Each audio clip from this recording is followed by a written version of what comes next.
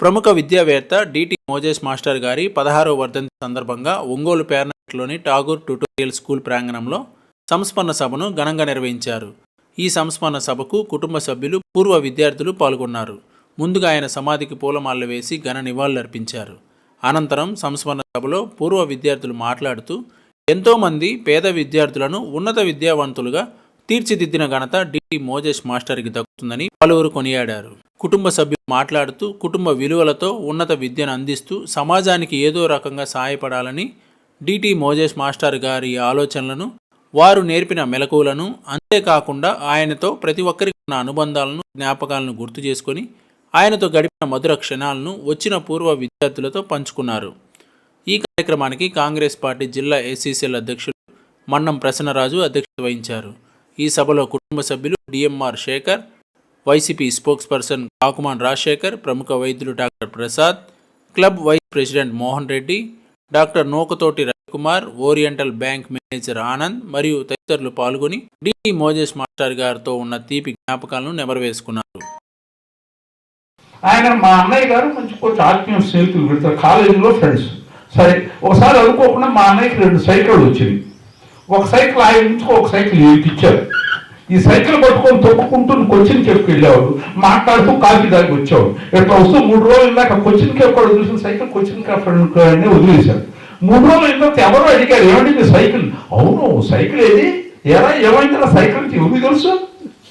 ఆయనే సైకిల్ పట్టుకుని కొచ్చిన్ కేఫ్ వెళ్ళాడు, ఆడు పెట్టాడు, వచ్చేసాడు. అయితే 3 రోజుల తర్వాత ఎవరో గుర్తు చేస్తే ఆయన గుర్తు వచ్చింది. అప్పుడు దొరుకుంటే 3 రోజుల తర్వాత అక్కడ కొచ్చిన్ కేఫ్ కాడ పెట్టిన సైకిల్ ఉంటుందా, అది అట్టగానే పోయింది అనుకోండి.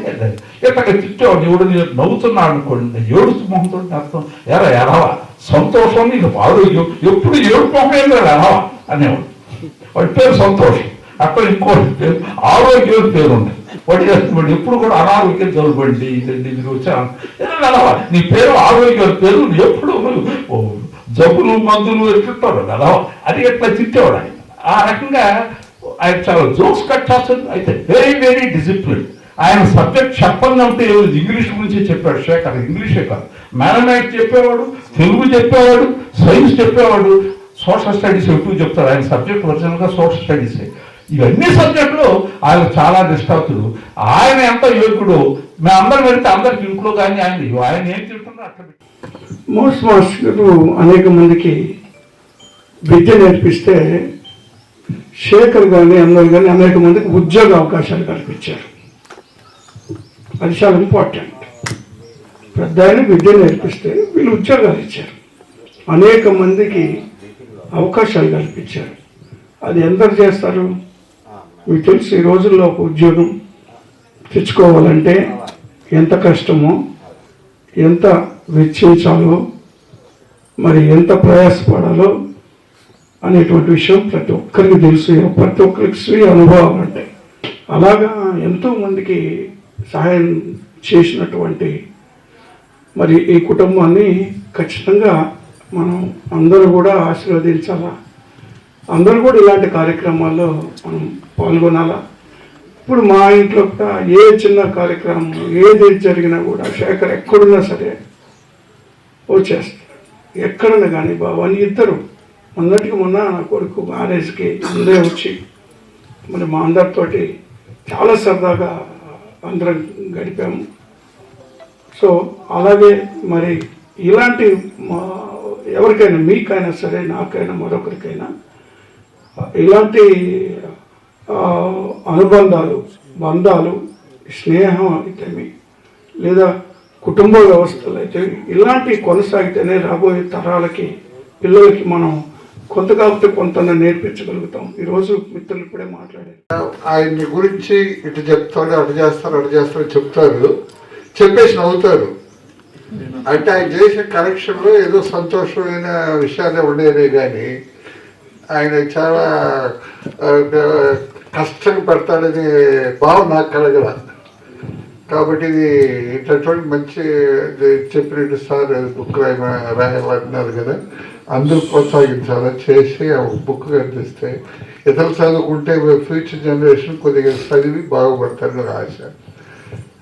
కాబట్టి ఈరోజు ఆయన తలంచుకుంటూ దేవుని కూడా ప్రార్థించాము. దేవుని ప్రార్థించి ఆయన మంచి దేవుని సన్నిధానం ఉండేట్టుగా మనందరం ఆయన ఎంతో మందిని చేరదీసి చదువు చెప్పడం, నిజానికి అంటే చదువుకోవడానికి స్కూళ్ళకి వస్తే స్కూళ్ళు వెళ్ళేసిన రోజుల్లో దగ్గరకు తీసి చదువు చెప్పడం, అట్లాగే ఫీజు గురించినటువంటి ఆ బార్గేట్స్ దాటడం, తర్వాత మన సెక్షన్ అంటే డౌన్ ట్రోడన్ సెక్షన్స్ నుంచి ఎడ్యుకేషనలిస్ట్గా ఎదగడం. These are all revolutionary things మాస్టారి గురించి. ఇంకోటి నేను చిన్నప్పటి నుంచి గమనించింది ఏంటంటే, ఈ ఊరికి మొదట హిందూ పేపరు ఆయన ద్వారా వచ్చింది. ఒక్క పేపర్, హిందూ పేపరు, ఆ పేపర్ బాయ్ ఇక్కడ వరకు తెచ్చి వేసేవాడు హిందూ పేపర్. అట్లా హిందూ పేపర్ చదవడం. రెండవది, ఈ ఊర్లో కమ్యూనిస్ట్ పార్టీలో 2 గ్రూపులు ఉంటే వాళ్ళిద్దరిని కూర్చోబెట్టి ఒక్క గ్రూప్ గా చేసింది కూడా మోజెస్ మాస్టర్. నేను మీకు ఇక్కడ అంటే అందరూ కుటుంబ సభ్యులు, శ్రేయోభిలాషులు కాబట్టి నేను అంటే మా చంద్రమోహన్ రెడ్డి సారు కొంచెం అటు ఇటుగా వస్తూ ఉండేవి, కొన్ని ప్రాఫిటబుల్గా, కొన్ని లాస్గా కూడా ఉండేవి. ఎప్పుడు మనిషికి చెక్కు చెదరడం, ఈ మంచి జరిగినా మంచి కాకపోయినా కూడా ఫేస్లో డిఫరెన్స్ ఉండేది కాదు. ఒకరోజు ఏదో సందర్భంలో ఆయన కొడుకులు కదా అని కూడా ఆయన అడిగేవాడు. కొడుకులు కూతురు ఉన్నారు కదా అన్నట్టు కూడా ఉండేవాడు కాదు. ఇండిపెండెంట్ ఉంటా ఉండేవాడు, ఇక్కడే ఉంటా ఉండేవాడు. మా మదర్ అంతా ఒంగోలులో ఉండేవాడు. ఒకరోజు నేను వచ్చేకి కాలం నూరుతున్నాడు. అంత మంచిది కాదు అని చెప్తున్నాను, చెప్పకూడదు కానీ చెప్తున్నాను. ఆయన డిటి మోహన్ గారు అంటే ఇందాక ప్రసాద్ గారు చెప్పినట్టుగా ఆయన పెద్ద పులి. ఆయన చూస్తేనే బయటతో చదువుకునేవాళ్ళు. ఆయనకు ఒక హిస్టరీ ఉంది. ఒక మనిషిని చెప్పుకోవాలంటే చాలా ఆయన గొప్పతనాన్ని గురించి చెప్పుకోవాలి. ఒకవేళ ఒక మనిషి మంచోడు కాకపోతే వాడి అంటే వాడి చండాలు కూడా అర్థం. కానీ ఒక మనిషి గొప్పతనాన్ని చెప్పాలంటే చాలా విషయాలు మాట్లాడుకోవాలి, చాలా ఉన్నాయి. ఎంతో మంది స్టూడెంట్స్ ఆయన దగ్గర నుంచి ఈ దేశంలో విద్య ఒకటే ఉన్నత స్థానానికి, అభివృద్ధికి కారణమైన డాక్టర్ బిఆర్ అంబేద్కర్ గారు చెప్పినట్టు చదువుకుంటే జ్ఞానం వస్తుంది, చదువుకుంటే అభివృద్ధి. అంబేద్కర్ గారు ఆలోచనతోటి మోజెస్ మాస్టర్ గారు ఈ స్థాయిలో అందరూ తీసుకొచ్చాడు, కుటుంబంతో పాటు సమాజాన్ని కూడా. ఖచ్చితంగా ఈసారి జరిగే కార్యక్రమానికి నెక్స్ట్ ఇయర్కి రవికి బాధ్యతలు అప్పచెప్తే మంచి బుక్, బ్రహ్మాండమైన బుక్ వచ్చి ఈసారి సభలో ఆ వర్ధన సభలో పుస్తకం ఆవిష్కరణ కూడా పెడితే మంచిదని రవి చెప్పారు. మామగారు కూడా ఆలోచించి కుటుంబ సభ్యులు కూడా రవికి పూర్తి బాధ్యతలు అప్పచెస్తే మంచి బుక్ తయారవుతుంది కాబట్టి కోరుకుంటూ. మా మావయ్య గారు నా మ్యారేజ్ అయ్యి వచ్చినప్పుడు మా ఇంట్లో నాకు చాలా గారాబం. ఒక్కతిన అమ్మాయిని, 3 తమ్ముళ్ళు. వీళ్ళు 4 అన్నయ్యలు. ఎస్పెషల్లీ క్రిస్టోఫర్ గారు ఒక సినిమా చూపించారు నాకు ఇంటి మీద. దాని మీద నేను చాలా వణికిపోతూ వచ్చాను ఇంటికి. వణికిపోతూ వస్తే ఎప్పుడు నన్ను అమ్మ భవానీ అని తప్ప ఆయన ఆడపిల్లలు ఏమన్నారు, మా ఆడపడుచులు కూడా చాలా బాగా అన్నారు. వినాయక చవితి వచ్చింది, పిలిచారు. గడగడలు ఆడిపోతూ వెళ్ళాను. వెళ్తే అమ్మ నువ్వు వినాయక చవితి చేసుకుంటావు కదా? చేసుకుంటాను. వినాయకుడు బొమ్మ తెప్పిస్తాను, చేసుకుంటాము. అసలు నాకు ఎంత ఇదని పెంచిందంటే, ఆయన నువ్వు హిందూ బాన్ అండ్ బాటర్, నా దగ్గరకు వచ్చి నువ్వు రిస్ట్రిక్ట్ అవుతావు. అది డెమోక్రసీ అంటే, రియల్ డెమోక్రసీ అంటే అది. అంటే ఆయన ఒక సర్కిల్లో నన్ను బంధించకుండా ఆ సరి సమానత్వం. ఎక్కడైనా పిల్లలు మాట చదువు రాలేదంటే డిటి మోజెస్ గారి దగ్గర పడేయండి. ఆంధ్రాలో ఈ చివరి నుంచి ఆ చివరికి కులం మొత్తం ఏం చూసేవారు కాదు. ఆయన స్నేహితులందరూ చౌదరీస్ అందరూ ఉండేవారు. ఆయన మా నాన్నగారు సుందర వెంకట్రావు గారు కానీ, మా మావయ్య గారు మోజెస్ గారు కానీ వాళ్ళ దగ్గర నేర్చుకుందంటే, ఎదట ఒక మనిషి వస్తున్నాడంటే ఆ మనిషి యొక్క గుణం చూడు, ఆ మనిషి కులం చూడొద్దు, మతం చూడొద్దు అనేది ఆ ప్రిన్సిపల్. నాకు వచ్చిన ఇక్కడ వాళ్ళందరిలో కూడా నాకు అదే కనిపించడం చాలా సంతోషంగా ఉంది. అందరూ వాళ్ళ కోసం బ్రతుకుతారు. బతికేది మనిషి 80 ఏళ్ళు, ఆరోగ్యం బాగా చూసుకుంటే 90 ఏళ్ళు. నా కుటుంబం, నా పిల్లలు ఉంటుంది న్యాచురల్.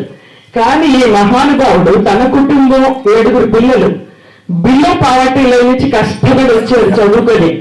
ప్రతి పైసా కూడా సమాజ సేవకే పెట్టాడు ఆ రోజుల్లో. ఈయన ఆ 10 రూపాయలు కూడా ఆడవాళ్ళకు ఉంటుంది కదా, మత్తగారు మనకి 7 పిల్లలు అదేని.